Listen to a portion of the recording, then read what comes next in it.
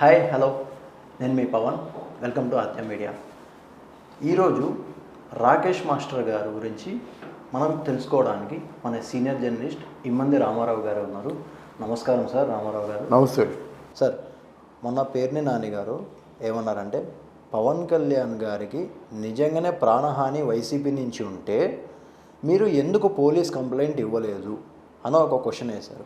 ఇంకోటి ఏంటంటే సార్, ఒకవేళ మీకు ప్రాణహాని నిజంగానే ఉంటే చంద్రబాబు నాయుడు గారితోనే ఉంటుంది తప్ప వైసీపీతో ఎలాంటి ప్రాణహాని ఉండదని చెప్పి ఆయన క్లారిటీ కూడా ఇచ్చారు.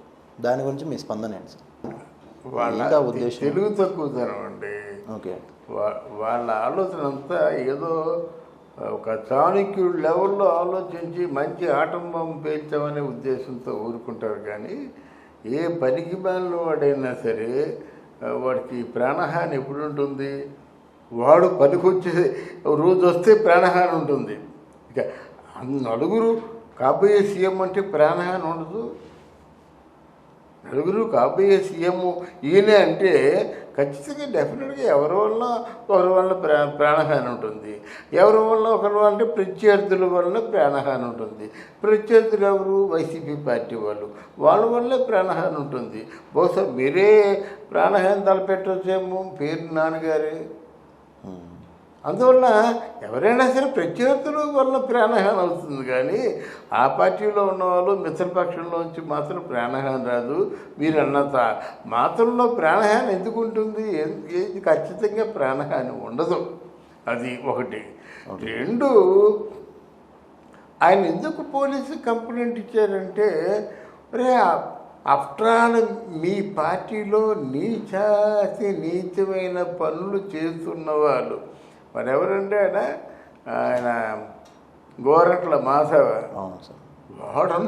వాడు చెప్పు తిరిగాడు నా ప్రాణహాని ఉంటుందని, వాడికి రక్షణ కల్పించమని. ఇక్కడ బోరగడ్డ అనిల్ కుమార్, వీడు గోండాగాడు, మాఫియా గ్యాంగ్ గాడు, 420 గాడు, ఫేక్ గాడు. వీడు చెప్పు తిరుగుతాను నా ప్రాణహాని ఉంది నాకు కల్పించమని. వాళ్ళకంటే దిగజారిపోయాడా పవన్ కళ్యాణ్?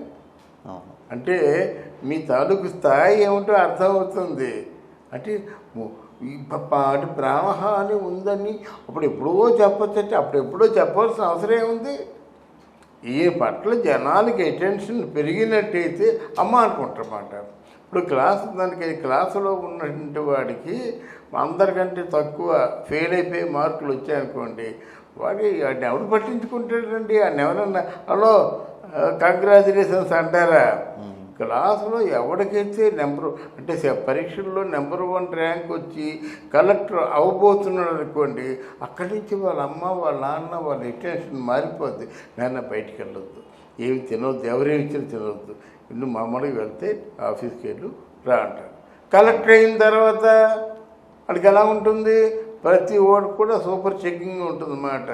ఎంత ప్రాణం ఆకలితో గిలగల కొట్టిపోయినా అమ్మ పంపించిన క్యారియరే తింటాడు. అలాగుంటుంది కదా. ఎందువలన దాన్నే ముందే నాకు అలా కావాలంటే ఎలాగవుతుంది? అందువలన ముందు మామూలుగా క్లాసులో చదువుకున్నప్పుడు అతి సామాన్యంగా ఉన్నప్పుడు వాడిని ఎవడూ పట్టించుకోడు.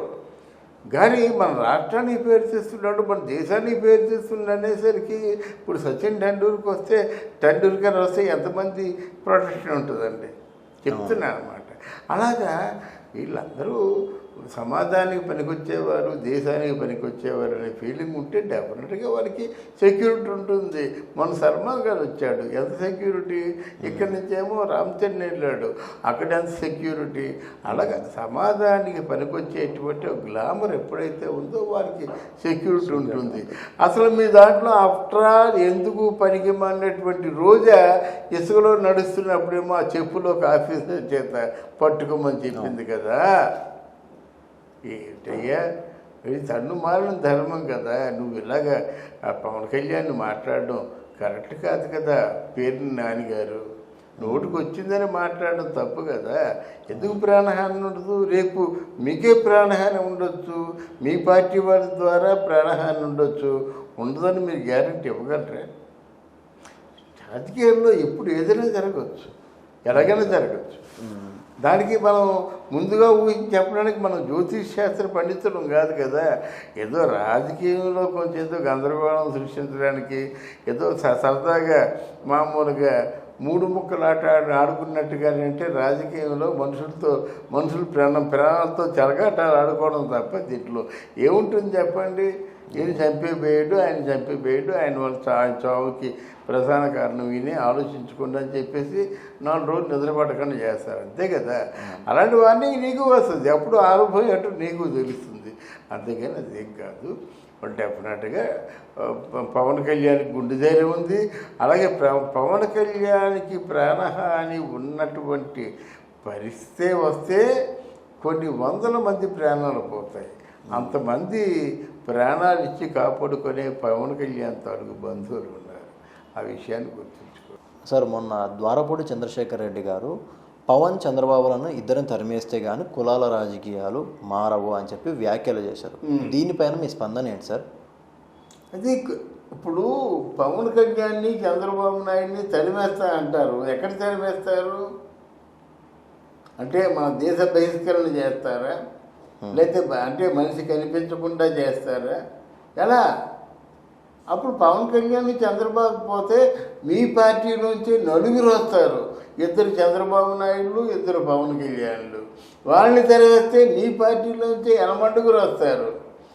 కొన్నాళ్ళకి మీ పార్టీలో భాగం బయటికి వెళ్ళిపోతుంది, అది విన్నింగ్ ఫ్యాక్టర్ అయిపోతుంది, మీరు ఊడిపోతారు, మీరు ప్రతిపక్షంలో కూర్చుంటారు. మీ పార్టీలో వచ్చేటువంటి మెజారిటీ పార్టీ వాళ్ళందరూ అంటే పరిపాలనలో కూర్చుంటారు. ఇది సత్యం. ఇది మీకే కాదు, ఎవరికైనా అంత అవుతుంది. ఎంతమందిని మీరు తరిమేస్తారండి? ఎంతమందిని అంటే ఈరోజు పవన్ కళ్యాణ్ చంద్రబాబు నాయుడు వెళ్ళిపోతే మొత్తం తీరిపోతుందా అందరికీ? అంటే ఇప్పుడు ప్రస్తుతానికి ప్రతిపక్షాలు ఉండేది వాళ్ళిద్దరే కాబట్టి వారి మీద అలా కాదండి. ప్రతిపక్షం అంటే పవన్ కళ్యాణ్ తన చంద్రబాబు కాకుండా ప్రజల్లో వ్యతిరేక భావాలు ఉండాలని ఏం చేస్తారు? వీళ్ళని కొంతమంది ఉంటారండి, వ్యతిరేకతతో ఉంటారండి. వాళ్ళని చంపండి, కొట్టండి, ఏమి చేయండి, వాడు మారు వేషం వెళ్ళినా సరే వాడు ఓటు వేసేస్తాడు. కొంతమంది ఉన్నారు, చాలా పిచ్చోళ్ళు ఉన్నారన్నమాట, ప్రాణం పోయినా సరే ఓటు వేస్తాడు.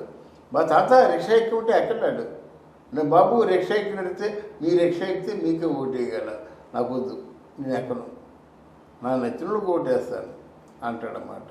కానీ ఎంతమందిని మీరు తరివేస్తారు? ఎంతమంది మీరు నోళ్ళు మూయించి గొంతు పిసికేసి నామనొప్పాలు లేకుండా చేసి మీరు మీ పార్టీకి పబ్బం కలుపుకుంటారో మీరే ఆలోచించుకోండి. Thank you sir, thank you so much.